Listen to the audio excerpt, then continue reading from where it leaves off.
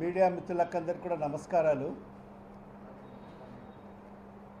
మరి ఇవాల్టి press meet మన ఆంధ్ర రాష్ట్రంలో జరగబో స్థానిక సంస్థల ఎలక్షన్స్కు సంబంధించింది. మరి ఈ రాష్ట్రంలో కూటమి ప్రభుత్వం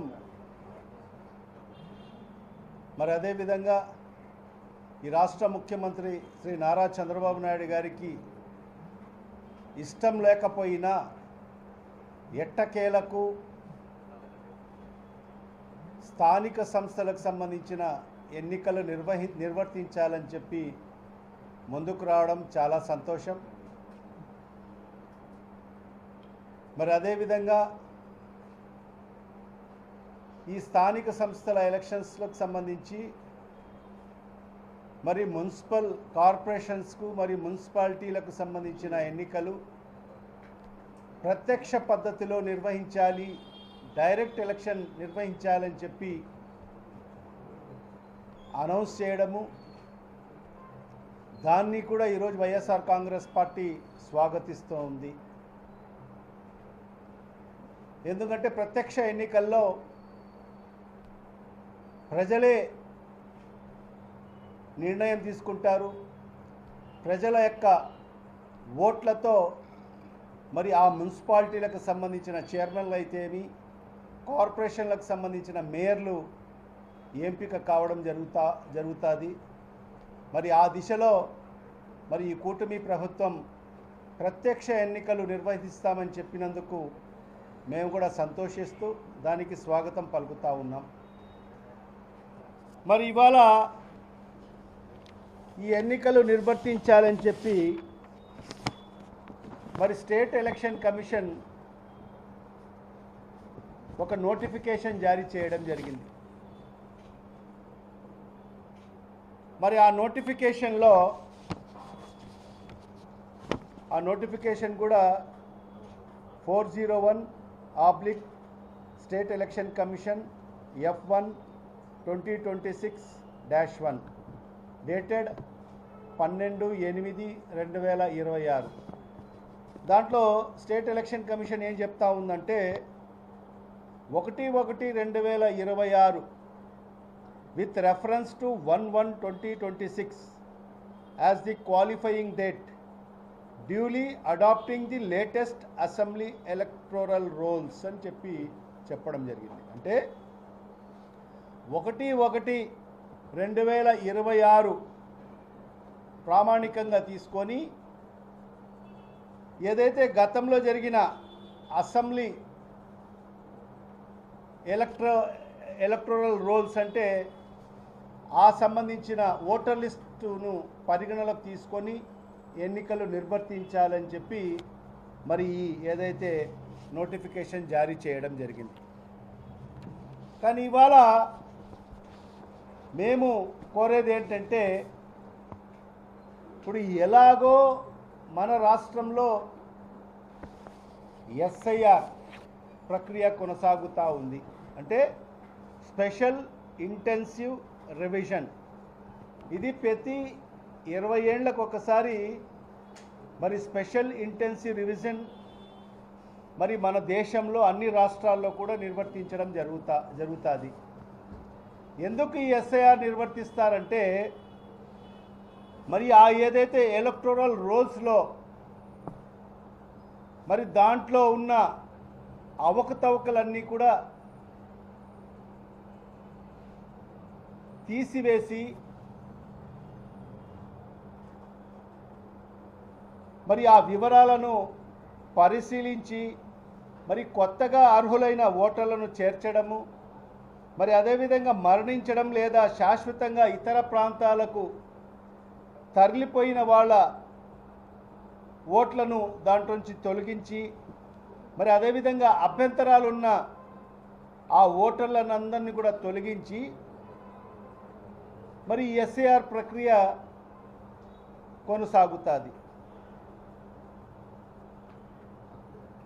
మరి ఆ ప్రక్రియ ఇప్పుడు మన రాష్ట్రంలో ఇప్పటికే కొనసాగుతూ ఉంది.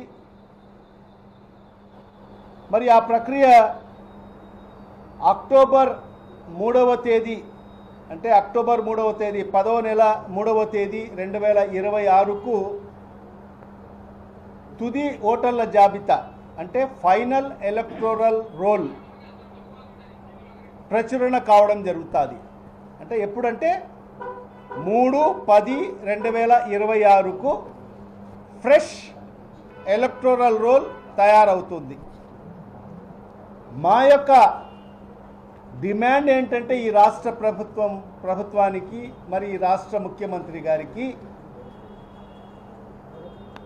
మరి ఏదైతే ఈ ఎస్ఐఆర్ ప్రక్రియ మన రాష్ట్రంలో కొనసాగుతూ ఉంది కాబట్టి మరి ఆ ప్రక్రియ అక్టోబర్ 3వ తేదీకి ముగుస్తుంది. ఆ 3వ తేదీ కొత్త ఎలక్టోరల్ రోల్ కూడా పబ్లిష్ కావడం జరుగుతుంది. కాబట్టి ఖచ్చితంగా ఈ కొత్త ఎస్ఐఆర్ ఓటర్ లిస్ట్తోనే ఈ లోకల్ బాడీ ఎలక్షన్స్ నిర్వర్తించాలని చెప్పి మా యొక్క డిమాండ్.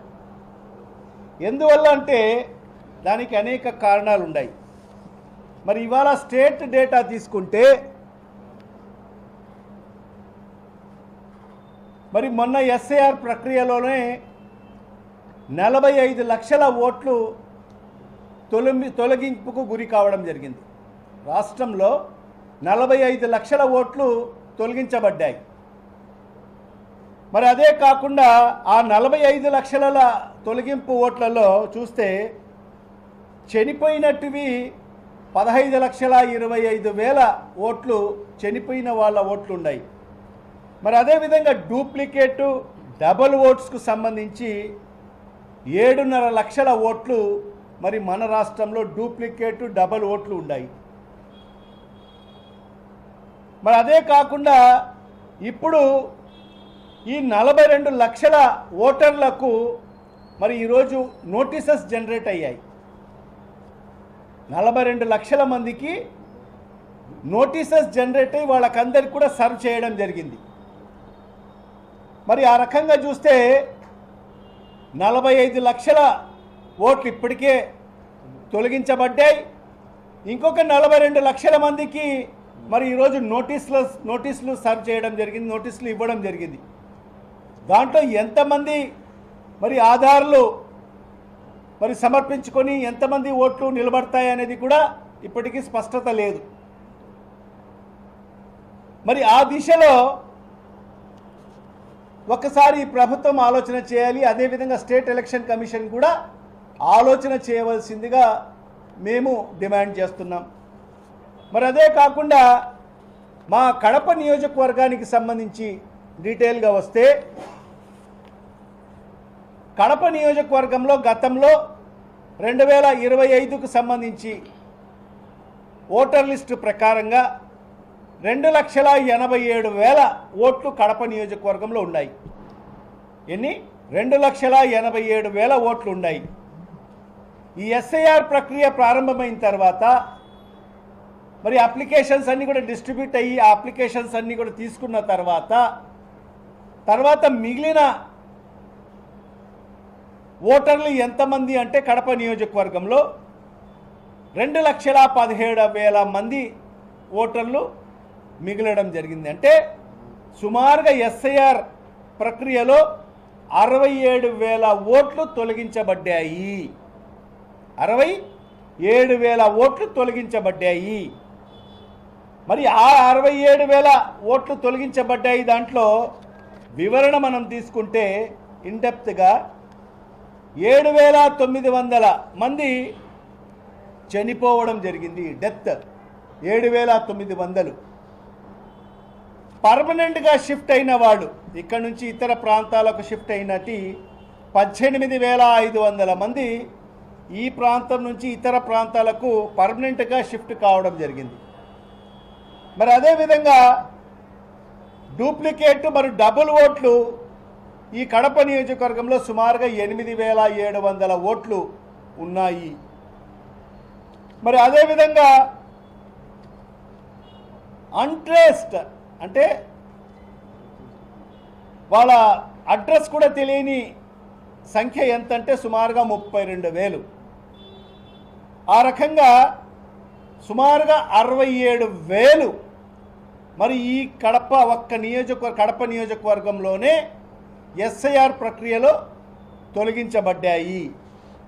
మరి అదే కాకుండా మరి ఈరోజు ఒక్క కడప నియోజకవర్గంలోనే 77,000 మందికి నోటీసెస్ జనరేట్ కావడం జరిగింది. ఎంత? 77,000 మందికి. అంటే 2,17,000 మందిలో 77,000 మందికి వివిధ కారణాల చేత నోటీసెస్ సర్వ్ చేయడం జరిగింది. మరి ఈ రకంగా చూస్తే తొలగించబడ్డ 67,000 ఓట్లు, మరి ఈరోజు నోటీసెస్ జనరేట్ చేసింది 77,000. సుమారుగా 1,44,000 ఓట్లు ఈరోజు అనిశ్చితికి గురైన పరిస్థితి. ఇంకా దాంట్లో ఎన్ని తేల్తాయో, 77,000 నోటీసెస్లో ఎంతమంది ఆధారాలతో నిరూపించుకుంటారు అనేది స్పష్టత లేదు. మరి ఇందు మూలంగా ఇవన్నీ కూడా ఈ ప్రక్రియ అంతా కూడా రేపు అక్టోబర్ లాస్ట్కు కంప్లీట్ అవుతుంది, సెప్టెంబర్ లాస్ట్ కంప్లీట్ అవుతుంది. అక్టోబర్ 3వ తేదీకి ఫ్రెష్ కొత్త ఎలక్టోరల్ రోల్ కూడా పబ్లిష్ కావడం జరుగుతుంది.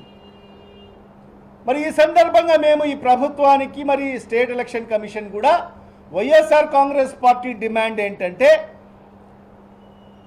మీరు ఏదైతే లోకల్ బాడీ ఎలక్షన్స్, స్థానిక సంస్థల ఎలక్షన్స్ నిర్వర్తించాలి అని భావించడంలో దాన్ని కూడా మేము స్వాగతిస్తున్నాం, సంతోషిస్తున్నాము. ఖచ్చితంగా మేము కూడా ఈ లోకల్ బాడీ ఎలక్షన్స్కు సంసిద్ధంగా ఉన్నాము. కానీ ఇవాళ మా డిమాండ్ ఏంటంటే, ఎస్ఐఆర్లో రేపు కొత్త ఓటర్ లిస్ట్ ఏదైతే ప్రచురణ కాబడుతుందో ఆ ఓటర్ లిస్ట్ ప్రకారంగా లోకల్ బాడీ ఎలక్షన్స్ నిర్వర్తించాలి. మరి ఆ దిశలోనే మరి నిన్ననే మేమందరం కూడా మా కార్పొరేటర్లు, నాయకులు అందరం కూడా నిన్న గౌరవ కలెక్టర్ గారిని కూడా కలవడం జరిగింది. మరి ఆయనకు కూడా వివరించడం జరిగింది.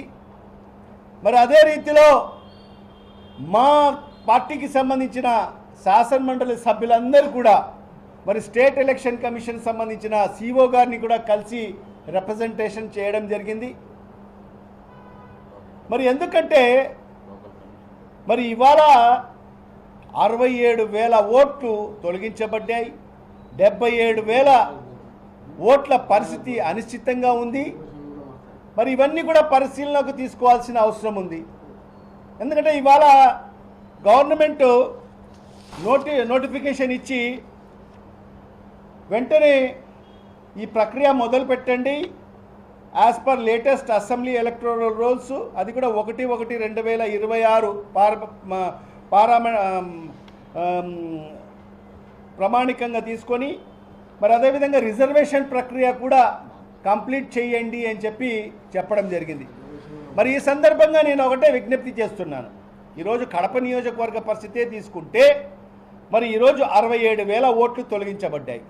ఇంకా 77,000 ఓట్లు మరి అదేవిధంగా నోటీసెస్ ఇవ్వడం జరిగింది. దాంట్లో ఎన్ని తేల్తాయో తెలియని పరిస్థితి. మరి రిజర్వేషన్స్ కూడా మారే అవకాశాలు ఉంటాయి. రిజర్వేషన్స్ కూడా ప్రభావితం చేసే అవకాశాలు ఉంటాయి. ఎందుకంటే ఇన్ని వేల ఓట్లు ఉన్నాయి కాబట్టి అది ఆ రిజర్వేషన్స్ మీద కూడా ప్రభావితం పడే పరిస్థితి ఉంటుంది. రేపు ఒక్కొక్క డివిజన్ మా కడప నియోజకవర్గంలోనే సుమారుగా ఇప్పటికీ 50 డివిజన్లు ఉన్నాయి. మరి అది 66 డివిజన్లు అవుతాయి అని చెప్పడం జరుగుతుంది. అది కూడా మరి ఈరోజు హైకోర్టులో ఉంది.